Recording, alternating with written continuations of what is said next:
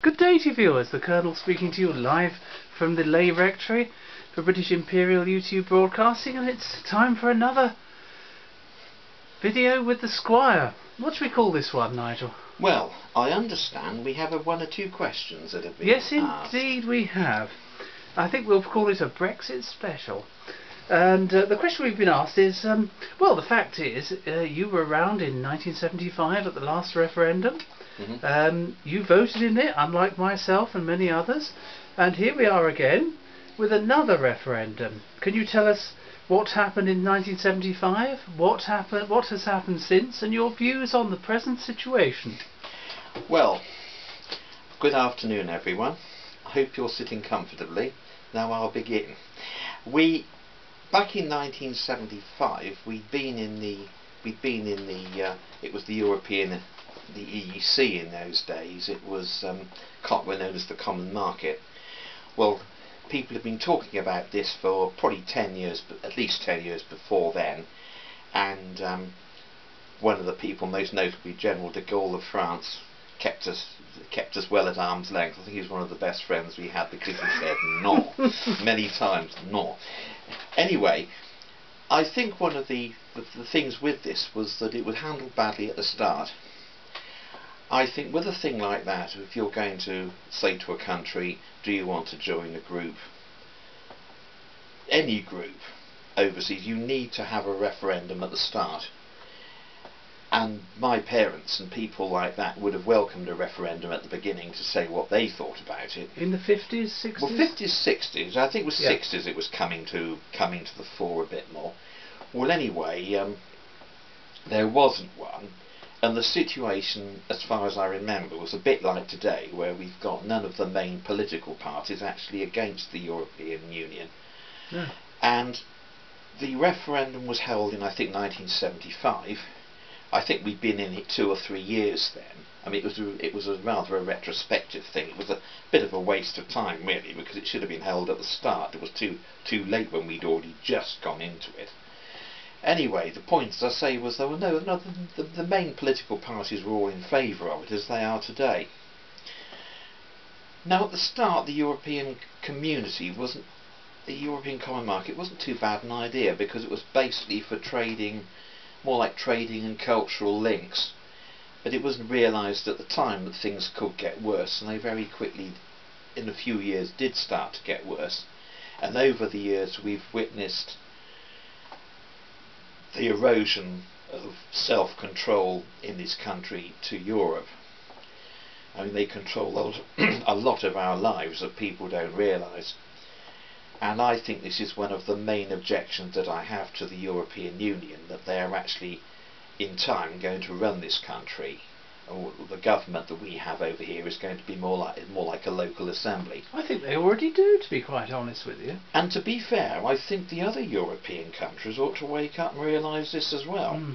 Because we're talking about this country in the European Union, but all the other countries in the Union must feel, some people must feel the same way, that they are being pushed. You see, I'm very mindful of the fact that there were 2 world wars fought in the 20th century, and many people, millions of men and people, died in 2 world wars, and particularly the Second World War, because it's closer perhaps to living memory, was to protect this country from being invaded by foreign powers, namely the Nazis. Well, I've spoken to men, and I know men in the past who've now sadly passed away, who said, look, we gave 5 years of our lives to keep this country clear from foreign domination, and now they've just thrown it away, and we've gone into this European Union, and we're being told what to do by them. Now, let me get one thing clear. There are 2 questions here, and I think people tend to get them confused. There is Europe, and there's the European Union. Now, being geographically where we are, I mean, we're only about, what, 25 miles away from France? Yes, it's far too close. The thing is, we are that close to France, and so we are technically part of Europe anyway, and nothing can actually move, unless we got some huge tugs and pulled the country further across into the... There was some seismic activity. Exactly, It was 100 mile put between us. Yes. But basically we are there, we are part of Europe. And to be honest with you, I mean, I've met hundreds of people from Europe over the years, of all countries and nationalities, and I've really got on with them very well. Europe isn't the problem. The problem is the European Union.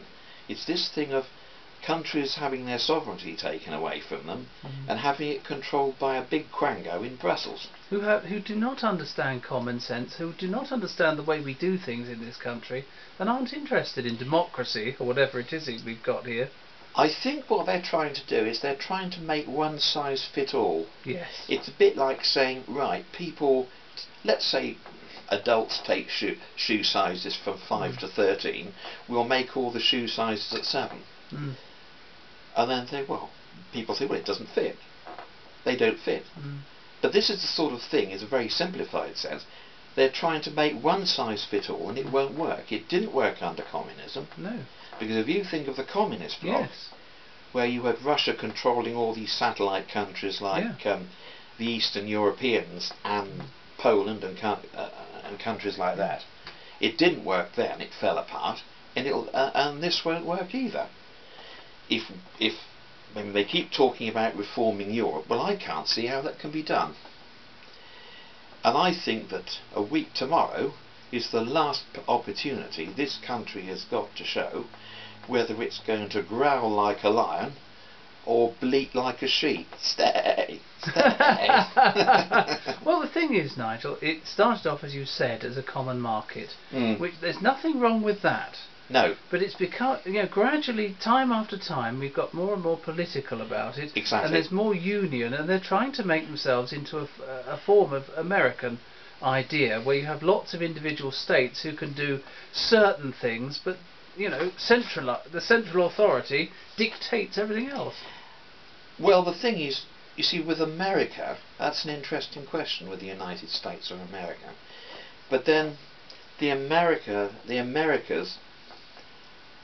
in a way, are more unified anyway. Well, they're geographically unified. They're one place. It's not the same. It's not the same as Europe, which are different countries with different cultures, different ideas, which is the way things should be. I look at it this way. It's a bit like, you go out, you go out with a lady, and you have a good time. Hello. And you get married. Fine. I think the common market was more like friendship, but this is more like enforced marriage. It is, yes. If you get enforced marriage, it never works. It's best to be friends than enforced marriage. Yes. And you think of the number of people you've known and I've known who've been married, and it's all fallen apart in a terrible mess. I know that's very much oversimplifying it, but that's the way I look at it. So the obvious thing is that I shall be voting to leave Europe. I've been against the European Union ever since it started, and I'm not going to change my mind now. No, I was a member of the referendum party. I used to volunteer, and that was a long time ago. We've come a long way for this moment, and I think our wonderful leader has rather misjudged the mood in the country, and they're all in for a bit of a shock. I see today they're threatening people are going to be losing jobs. Well, I think the first two will be a couple of old Etonians. And then it will be the Kinnock family and the rest of them.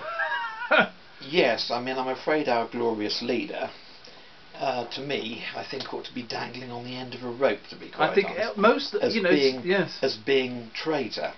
I think most of them, since the war, should have been doing that, Nigel. Yeah, there's a lot of people in the early days of the common market who took us in without asking. Yeah. I think there are a lot of traitors. I wouldn't trust, to be honest, I don't trust any of them. No, I don't. But the thing is, they say, oh, well, you voted for your MP, and therefore they decide which way to go. You've given them the mandate, which is not quite the same thing. Well, no, that's true. But the thing is, though, that I think anybody that doesn't back this country and back this country's independence is to be questioned, particularly in a leadership situation. And when you've got a situation at the moment that you've got the Conservatives that basically want to stay in Europe, okay, that's their point of view, they're welcome to it, but also, now they are the government, now you've got the Labour Party, which is the which is the opposition. Supposedly. And they are backing the government. Yes. The same as the Liberal Democrats. They're all backing the government. They're all drinking from the same pot. So what's the point of having three different parties in this country? You might as well have one big party and have done with it. Well, there we have the problem. I think the problem in politics in this country is that in the last 30 or 40 years we've had professional politicians. In the past, members of Parliament did something before they became a Member of Parliament. They were a farmer, a businessman, or a lawyer, something like that. But nowadays all we have are professional politicians who've come out of university, got a research job, and then mysteriously got into Parliament. They are not people who have an open mind. No. They are career politicians. I agree with you, and I don't really to be honest with you, I don't really trust any of them. I don't think they're mature enough to do it. In the past you had honourable and gallant members, men who had fought in wars, who knew what they were talking about, who'd run farms, run businesses.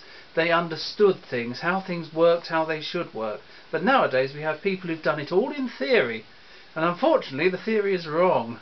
Well, of course, that starts at the government and works all the way down to local city, town and village councils. Well, when you see the state this country has got into since the war, when you see every town and village has been vandalised by local authorities, most of whom are corrupt. Yes. In some way or another. That's right. Most of whom, it's I'll scratch your back, you scratch mine sort of nonsense that has gone on. Exactly. We need to, I think that's part of the reason we got into the Euro. You see all this town twinning nonsense. What's all that about?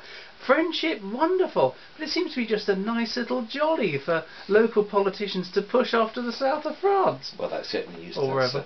I think the idea was basically good, and of course it did do quite a lot of good in the early days, because it did forge links with Europe, and they were sort of friendship links, and it wasn't a bad idea, because I used to live in Whitney, and Whitney was twinned with Le Touquet in France. Oh yes, somewhere nice and Unterhaching in Germany. I've never heard of that place. I think it's a suburb of Munich, but I should probably get into trouble. Oh dear, it's in the Kingdom of Bavaria. I think so. Yes, yes. I think it's a suburb.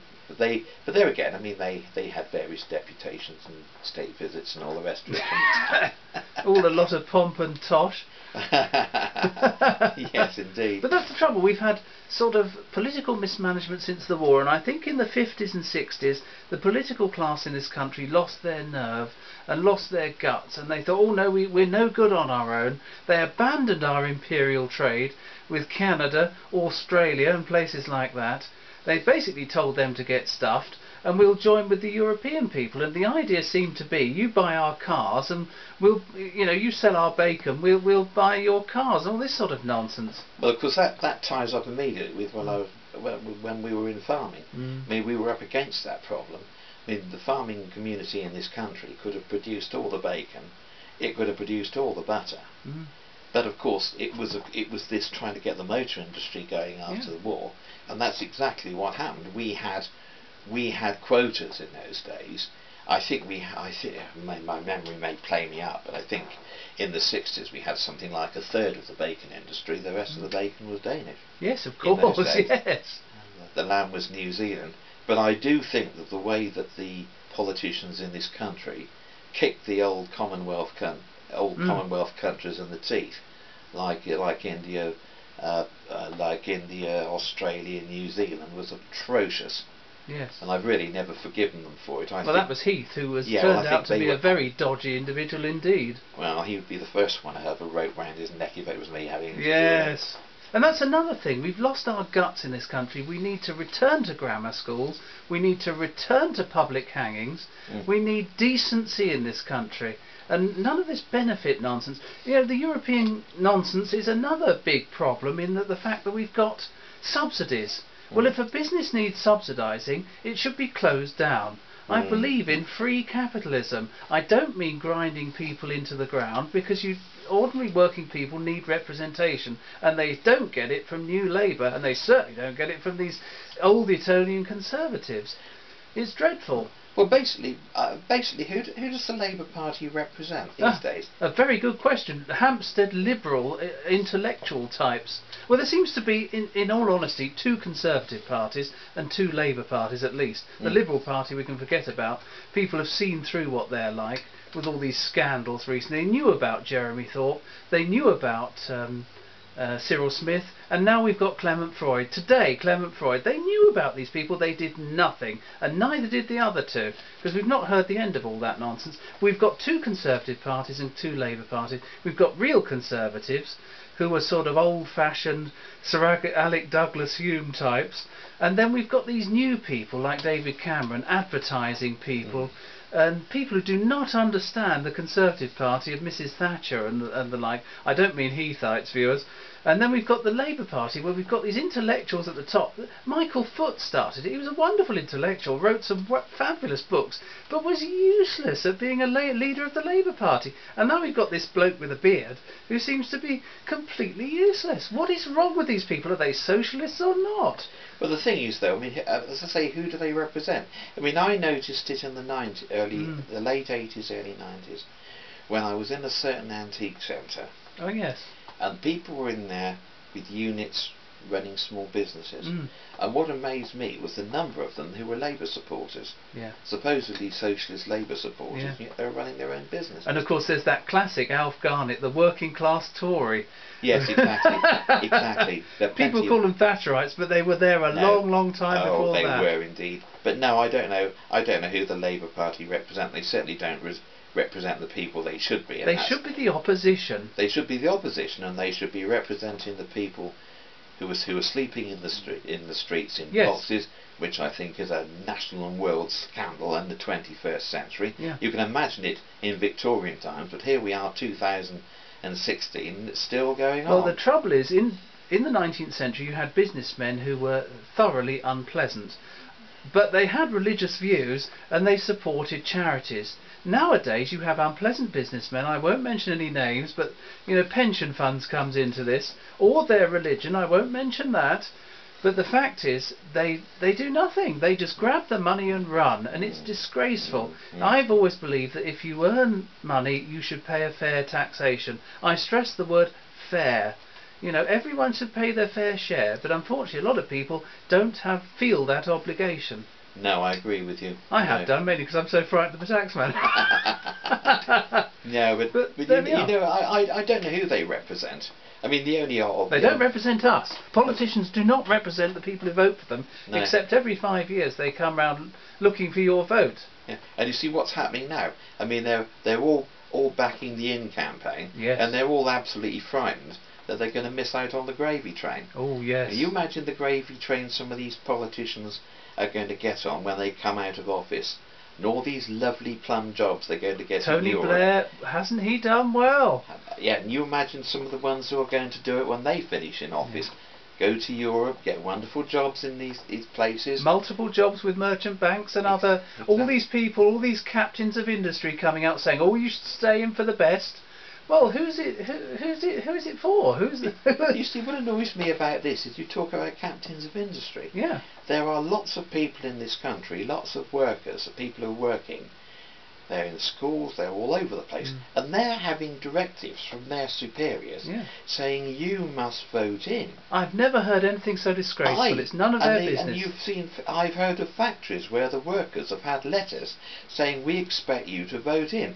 Well, I would turn around and I would put two fingers up at that. Yes. Because this is England, this is Great Britain, this is the United Kingdom.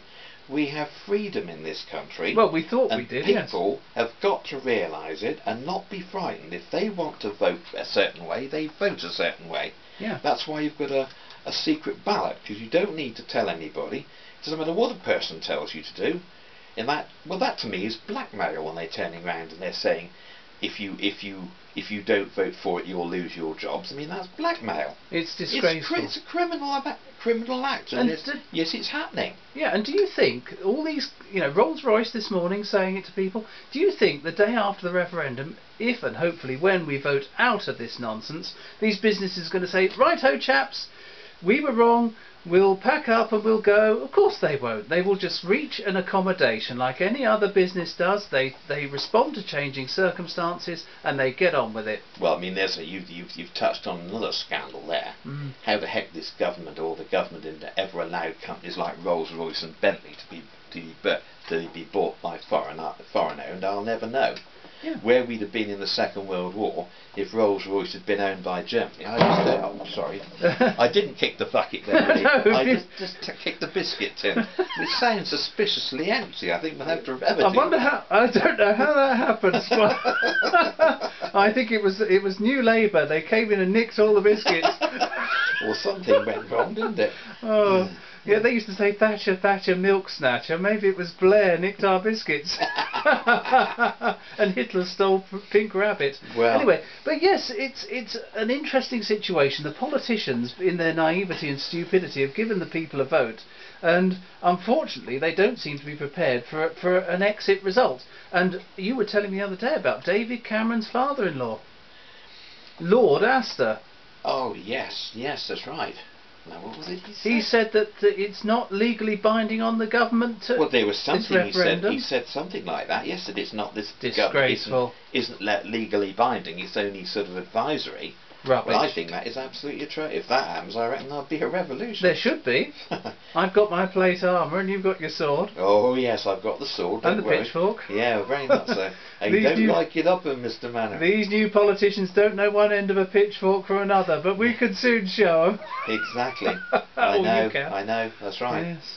But this country has, we've done very well. Think of what the politicians were advising not so long ago. Go into the euro, we'll be bankrupt without the euro, we'll be out of the club, we're finished without the euro. All these so-called captains of industry and politicians, we kept out of the euro and the rest of them are bust. If we'd have got into you see, that's the problem. You see, if you go back to the start, trading and cultural links, that's friendship. But when you get to political, economic, legal, and other kinds of total union under a foreign power, you're talking about enforced marriage. You are. Which goes back to what I said, jokingly said earlier. And it will not work because no matter how they do it, one size will not fit all. No. I mean, have you heard about Holland?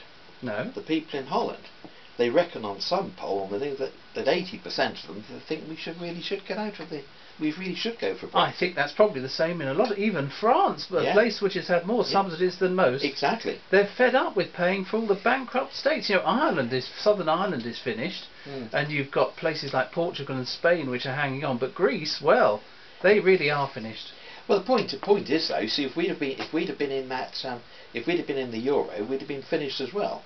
You get that financial crisis we had, say, 7 years ago when Lehman Brothers went bust and all that, and we'd have been finished. We only kept going because we weren't tied into it. And really, then again, the bankers should have been punished. I believe, the reason I'm not as grand as I should be, viewers, is my ancestors invested in a bank called Overend and Gurney.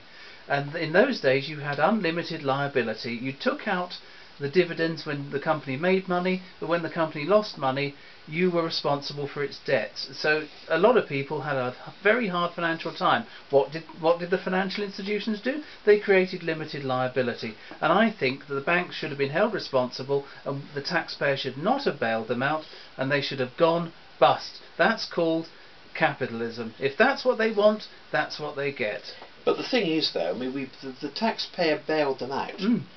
They were on their knees and they bailed them out, and what's happened? Nothing. Have they learned anything? No. No. Nobody's learned anything. It's as bad or worse than it was before. As you say, if they'd have let the banking system go bust and climb up again, then those stupid idiots that caused it would have been slung out of jobs, instead of which they've probably been promoted and put on higher salaries. I'd have strung the lot of them up from the lamp standards in the Strand or somewhere. Yeah, exactly. It sounds rather grotesque, viewers, but I do think people should be taught a lesson. There needs to be proper punishment in this country. People get away with all sorts of nonsense. And you see, the other thing about it is if we stay in Europe, how many more people are we going to have come in from overseas? That is a big problem. Whatever they've told us as the numbers, I do not believe. There are lies, damned lies and statistics, and there are a heck of a lot more Europeans here than they claim. But you see, you I've get nothing against them. They're probably very decent people, but they belong where they come from. This is England, for where English people live, and our people should get jobs and houses first. I agree with you, but you see, the point is you've got all these Syrian immigrants, migrants coming into the country that have got nothing to do with it. And they have a different culture. And they have a completely different culture. Now, this is bound to come up. It always comes up, immigration. It's a serious question.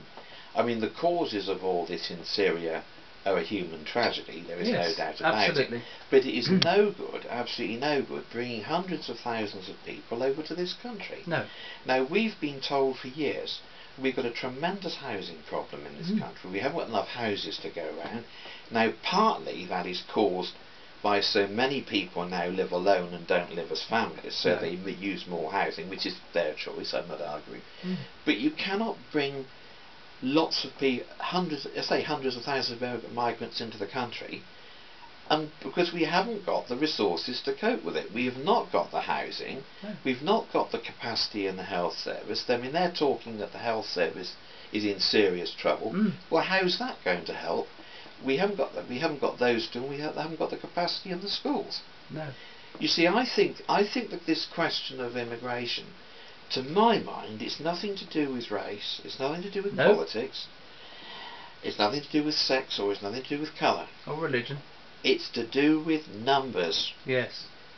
Numbers first and foremost, because we cannot cope with it. Now, if suddenly, if next week people decide to stay in Europe, and the floodgates open because they say, well, you voted to stay in it, you must take them. Yes. There are people camped out on the French coast now. They'll send the lot over. And they're just about ready to get on the boats to come over. And they're on about this morning that they've agreed, in principle, to Turkey joining the European Union. And they're talking about over 1 million people from Turkey coming in. Well, where are they going to go? Are we going to be walking down our high streets and tripping over people? We can't have that. Well, that'll be a terrible situation as they're in at the moment. Well, unfortunately, we have an economy based on house prices, and this is the problem. That's why they keep building houses. Nothing else seems to be making as much money. Well, great. My Preceptor is worth 7 times what I inherited it at, but I don't care. But it's awful. I don't want to, you see most towns and villages, the original town and village, with a huge satellite, almost town around them. But it's you get instead of having one town, you now have 2 towns. It's like the rings of Saturn. You've got the core of Saturn in the middle, and the outer rings round it, and the 2 usually don't match. They don't. They don't mix. And you often get foreign enclaves. And you don't. I know you don't get. You do not get. You don't get integration at all. Now I want. And this is just a personal observation. I wander into Oxford fairly frequently when I'm not falling off my bike, and some days I never hear an English voice. I know, that's very true. I know. I go to. I mean, luckily I'm on a bus route here, and I go into Oxford quite a lot. And it is. You can walk down Corn Market and not hear an English voice. What is I'm not against people coming into this country. We've had immigration for hundreds of years. Yes, I have descended from several of them. You're talking about thousands of 1,000 years or more. Yes. I mean the English people, basically Angles and Saxons, weren't exactly. They? Came in from the continent. Well, the original English people are said to be actually Welsh now. Well, I suppose in a way. They all got driven into Wales, but Celtic, yes, I can. So you see, this country has always had migration. People have come in from all over the. But in sensible numbers. In sensible numbers, and it's not been a problem. My own ancestors were Anglo-Saxons, Normans, Gascons, Armagnacs, and of course Huguenots. And we came here because it was a Protestant land. We were safe here. And that's the best reason for letting people in. But it's now uncontrolled. New Labour took us into this nonsense, didn't bother looking at any of the paperwork, said there'd be 100,000 a year. We've had probably 3-4 times that every single year since. And you see, the other thing about it, I mean, I mentioned 4 points that I think don't actually don't cause a problem, but we have mentioned numbers, and of course the other thing that could cause a problem might be religion. Yes. because basically this has always been a Christian country, and you're now getting a vast number of people of a different religion coming into the country. Well, it could easily cause huge problems. It's causing tension, but not only the European migration has not only caused problems for, you know, ordinary Christians, but for a lot of the other minority communities that are here who feel under threat and who've made a life here over 40 or 50 years. No problem with that. But they now feel under threat from you know, uncontrolled migration. Well, I mean, I know for a fact situations where you get I mean, the one group of children are really dreadful to another group of children. Yes. Because they call them names, and that's what they call them. What the politically correct brigade would be would come down on you like a ton of bricks if we used such language. I know. In English law, there used to be the principle of the golden Met wand, which may sound like something out of Harry Potter, but isn't. And the principle that the law applies equally to everyone. Unfortunately, it doesn't nowadays, and we have too much nonsense going on. No, there's got to be some rationality, common sense. You can't legislate for common sense, and unfortunately, our members of Parliament certainly don't have it, or most of them. You know, the very few that do are lone voices, really. You know, I used to think Tony Benn was completely nuts. But in recent years before he died, I thought he talked a lot of sense, because he stood up, he said, you know, democracy is about people voting.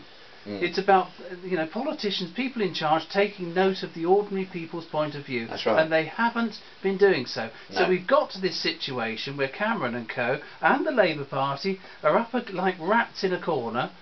And they've now been backed into a corner. We've got a referendum, and it looks like, hopefully, they're going to get one hell of a kicking. But what we need in charge after the referendum are people who can fight for this country in Europe and get us a good deal, so that we send, you know, get our fishing waters back, we get our proper imperial weights and measures back. We don't want any foreign rubbish. No, Napoleonic weights and measures, I should point out to people. Napoleon, remember him? Sort of latter-day Hitler. You know, why do we have to put up with this nonsense? Why can't they unify to our standards? And we, you know, I've always thought we should have a British trading union where anybody in the world could trade with us on equal or favourable terms, except our enemies in Germany and France, because that's exactly what they are. France is a lovely country. I was there recently, and you know, I like France, but I hate the French. But one thing I admire the French for is they stand up for themselves. In this country, most of us don't. Well, but we've got the chance. But the point is, there was a line in a film, I shall never forget it. It was a Western film, and the outlaw says to another chap, "Well, if God didn't want them sheared, He wouldn't have created them sheep, would He?" And I think, well, so true. So true. Well, we've seen in this country the fishing business wrecked. Yes. Farming has been destroyed almost in this country. It's dreadful. Lots of small businesses have gone under. You've had councils persecuting, you know, market traders for selling fruit and veg with pounds and ounces. So what? All those council officials should be dangling at the end of ropes from lamp standards. Now that may sound extreme, viewers, but I think it's true. These people are fifth columnists. I'm using wartime language, but it is a war. I think, to be honest, I think it is, because I think if we lose it and we stay in Europe, I think we're in severe trouble. And it's not really going to be you and me that's going to face the problem. It's going to be, I'm worried about future generations. Well, it'll lead to a civil war sooner or later. Well, I can see that if they don't keep migration under a firm control, because you cannot have a system where you've got people, native British, who are trying to get houses on housing lists, and all of a sudden they're being told, no, you've got to wait because we've got to house these people. And you see, what people don't realise is a lot of these migrants are being flown into this country under top secrecy, probably under the terms of the Official Secrets Act, they're being landed in a certain airport under military control. They're being drafted in buses to various parts of the country. I remember reading a few weeks ago there was some place up north where they woke up in the morning and all of a sudden there were 49 people turned up there. They didn't know were coming. Yes. And I can tell you now that in a local town, the schools had told their parents last September, we can't take some of your children. I mean, these schools had always taken these children of from course. once there, and they said, we can't take any more of your children because we're full up. Mm. And all of a sudden, the leader sends in 4 migrant children, and they had to take them in. There was no argument. They said, you will take them, you will educate these people. And they have caused a hell of a lot of trouble. Yes. Because they don't like it, they don't want to learn, they don't like women teaching them because they don't respect women. I mean, that's the thing that annoys me about it, is the lack of respect for women. We have a clash of cultures here. We have a big clash of cultures. Has been taken over by the loony left, the mad politically correct, who say, you know, one size fits all again, and they're coming into conflict with people from a strong religion. Well, you know, I went into a Church of England church recently, and the parson was telling me about, I often do that, viewers, to do a bit of brass rubbing occasionally, and the vicar was saying, "Oh, we have a modern service at this time, and there's thunder and lightning over there, Nigel. I'm sorry to point that out." Oh, good. Yes, but I'm going to get back to my preceptory and put the barricades up. But no, and he said we have a traditional service. I said, "Oh, good, the King James version." "Oh no," he said, "that's far too hard for people." I said, "Well, hang on. What about Shakespeare? It's the 400th anniversary, same language." "Oh, well, that's a different matter." I thought, no, it's all about religious nonsense. I said, what are you going to do in future when you have no one in this church? It's just you and your happy clappy book. Well, I got thrown out at that point. Not for the first time I've been chucked out by a vicar, but there we are. But it's a serious point. The people coming in have a strong religion, where we here have weak, incompetent cretins in the church. Well, it always used to be said the fool of the family went into the church, and it certainly seems to be the case. We have the Archbishop of Canterbury calling Nigel Farage racist. He should mind his own business. Well, the point is, you see, people are using this card because they don't understand it. They use this card. If anybody says anything, "I don't like this happening," they'll turn around and say, "Are we all racist?" You're racist. It's nothing to do with race. No. Race doesn't come into half of this. I get on with people of all races, colours and backgrounds. I have done. Some of the best people I ever worked with were people from overseas. I don't actually notice they're coloured. No, or I whatever. don't. You see, now that's a strange question to ask. You see, today, young people don't take any notice. No. But our generation, my generation, probably does just a little bit, and the reason for that is we weren't used as children to seeing it. No. You see, when I was at school, it was quite an unusual thing to see a black person. And, you know, I remember people saying, "Oh, there's a black man over there, don't stare. Don't you stare." There's a black man." But no, but you see, that was but it that in was those a long days. time ago. And that was, you know, if you went to Oxford, you'd think, "Oh." Now you see, unfortunately today, I mean, I know all sorts of people, and I'm not a racist. I don't consider myself a racist. I'm definitely not politically correct. I mean, that's the thing. I'll never be politically correct. The trouble is, Nigel, people forget where political correct comes from. It comes from 1930s Germany. That's Germany. Where it came from. It was a Nazi German thing. It was indeed. Where you didn't dare speak against the Führer. No, that's it. And that's exactly where it comes from. But no, and I think the thing today is the young people of today have grown up with people of all races in schools. They're more integrated and they don't notice. But people of my generation, my age and older, probably will do. Yes. But it is, you know, it's a different world now, and I have nothing against anyone. It's just the fact we've got too many here. And the fact is, as we pointed out earlier, this is an island. There are plenty of safe countries before you get here. Why aren't the French or the Germans? France is 5 times bigger than this country. Let them have some of them. But of course, they're getting a lot of problems now because they've ghettoised them. But you see, you've said a good thing. If you've got people of a very strong religion coming into this country, where people are not of a very strong religion. Well, the Church of England is mainly wishy-washy nowadays. Well, the point is, it used to be people years ago used to go to church on a Sunday, and they used to be far more of the church. But today, you see, being as it's a much freer, open country, people don't have to do it. But you see, under Islam, it's a very different rule, and you do as you are told. And it used to be the same with Roman countries too. Very much so. They do as they are told. You see now, there's this question, and it happened in Germany on New Year's Eve, of people raping women in Germany. In or Cologne. certainly sort of assaults of various Exactly, but they said it was rapes, and I've heard pretty detailed stories that's been happening up north as well. You see, what you've got to remember is this, is you've got to put yourself for a minute in the position of these young Muslim men. Now, how have they seen women in their own countries? They've seen them normally dressed in black from head to foot. Whereas in this country, they're dressed as if they're going to bed. There's that old song, isn't it? You don't know whether they're going to a ball or a bath. Exactly. Yes. But when you look, you throw those two cultures together, and there are bound to be problems. Exactly. Because of it's the way things are. I know rapes shouldn't happen. They should not. They shouldn't be doing it. But unfortunately, you've got a clash of cultures. Yeah.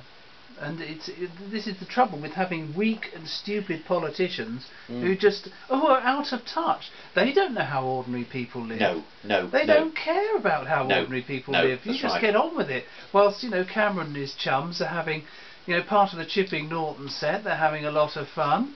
With all very grand people who don't have to travel on public transport, who don't have to work in an ordinary environment, and have never got their hands dirty in their lives, unless they fell off their horse. But see, the thing is, though, these people who are calling for more immigration and more people to come in, I say to them, right, if you want them to come into the country, you house them. Yes.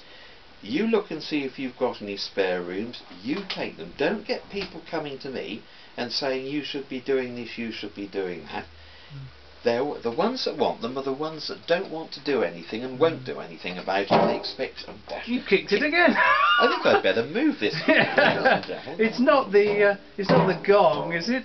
It's not the. I haven't kicked the bucket or anything. No. I think we'll move that aside. I let mysteriously empty biscuits in. They weren't nicked by immigrants, viewers. We're not suggesting that. No. No, but I think there are major problems to concern. You see, the trouble is, what is going to happen in the future? We haven't got the facilities to cope with people. Where are they going to live? Where are they going to go? And no one wants to get to the stage where we have to have gun emplacements at either end of the Channel Tunnel and shooting them. We don't want to get to that stage. We don't want to have sort of Jewish communities living in fear. Anti-Semitism's on the rise. It's dreadful, dreadful business.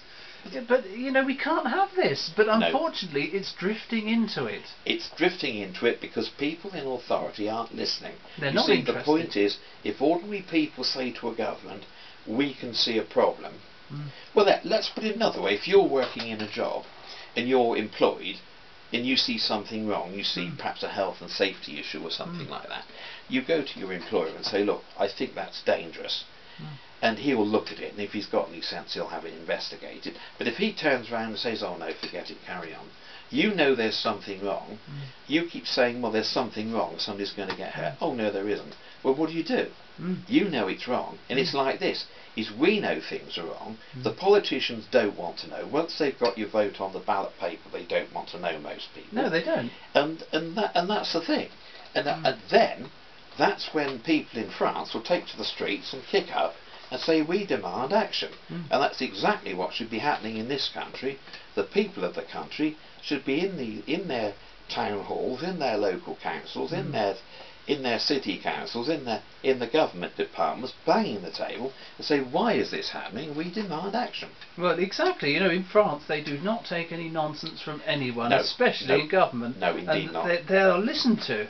No. Because they have mostly sensible politicians. Absolutely. Which is why there's that dreadful camp on the other side of the channel, because they want to send them all here.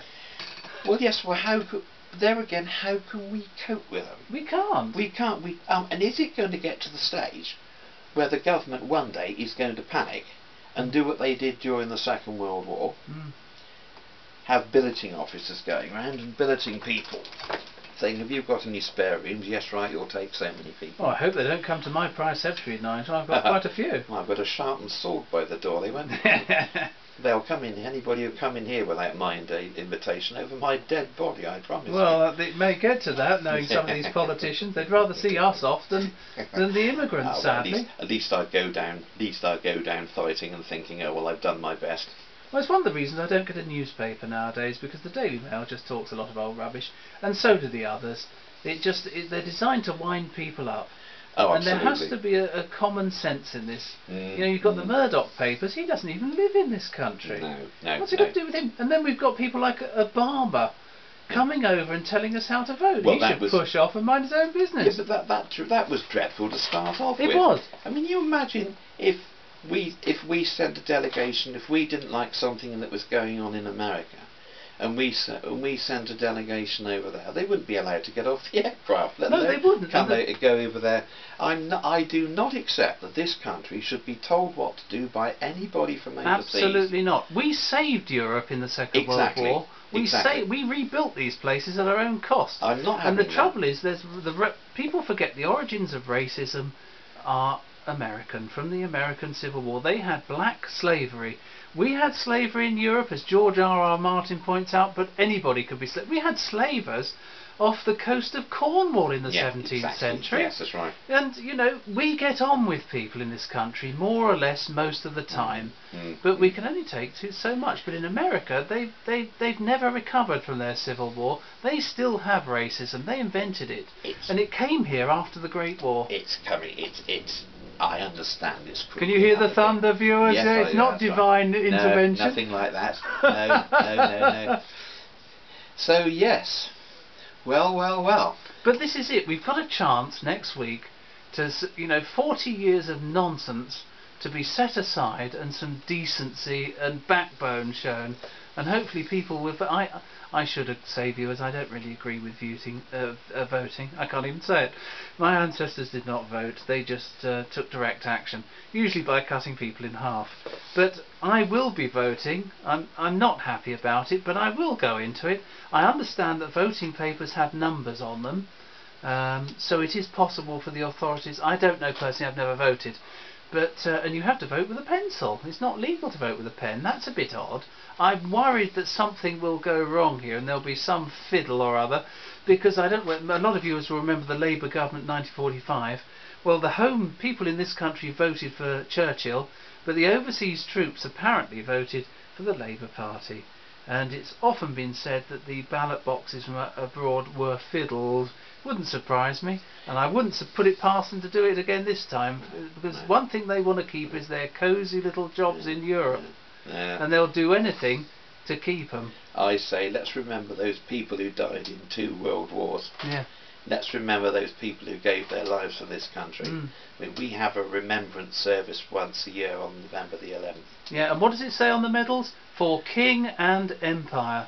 Yes. People in Australia, Canada and other places, they are basically British. We should be trading with them and anywhere else in the world, not just a bunch of corrupt, failed countries in Europe. I've always said this. I think the way that this country treated countries of the Commonwealth when they went into Europe was appalling. I mean, do people realise that countries like New Zealand and Australia sent this country food parcels towards the end of the Second World War to try and keep the food up in this country, because somewhere there is a record that one of us has got of the messages of thanks being broadcast to the people in New Zealand for sending food parcels. Absolutely. Now, don't let people start telling me that didn't happen, because we've got the proof of it. And we had lots of Commonwealth and Imperial troops coming to support us. Very much so. My grandfather commanded Sikhs and I think Gurkhas during the war in Singapore, but also there were lots of Sikhs and other Indian troops, certainly during the Great War. Absolutely, very much so. And we should be trading with these people. There is a bigger world out there, and not just a bunch of corrupt, failing governments in Europe. And I think once we get out, a lot of the others, I'm afraid of being struck by lightning, viewers, a lot of the others will start, it'll fall like a pack of cards, and then it will have to be rebuilt from the start. No more Brussels, no more nonsense. sack the lot of them and hang quite a few of them. Oh, I could make quite a list of people I'd have happily seen strung up in this country Most over the politicians. last 50 years, who I think have really been treacherous. There's no doubt about My it. grandfather, when he was dying of cancer, was going to. Oh dear, perhaps I shouldn't tell people.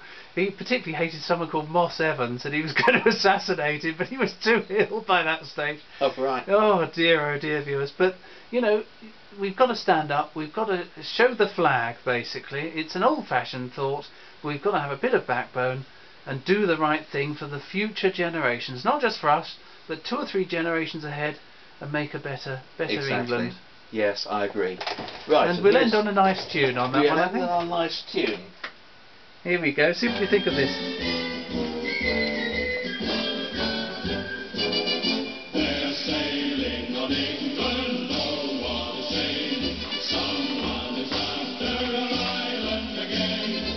We'll let them have it, oh yes we will. But maybe they will want it when they get the bill. For we wrote the story of the old brigades. We know the glory of yesterday's parade. We'll sail a mighty yard by yard, divide from the old home guard. They will divide from the old home guard. So call out the Navy, call out the ranks, call out the Air Force, call out the tanks. From the cliffs of Dover, call out the guns, and don't forget the loyal territorials. But who's taking in here? Who will defend every inch of England, no matter what we send? Who's standing firm in our own front yard? The soldiers of the old home guard. Let's hear the soldiers of the old home guard. For we wrote the story of the old brigades. We know the glory of yesterday's parades. Who's standing firm in our own front yard? The soldiers of the old home guard. Let's hear the soldiers of the old home guard. Well, there we are. Thank you, viewers. Not quite. As that fades out, we'll say thank you for listening to us. And remember, vote Leave next Thursday. Next Thursday, viewers, even I'll be doing it. Thank you. Take care. God bless. Thank you. And goodbye. Bye-bye. Wonderful. I think people are going to be rather surprised at how serious I am. Oh well.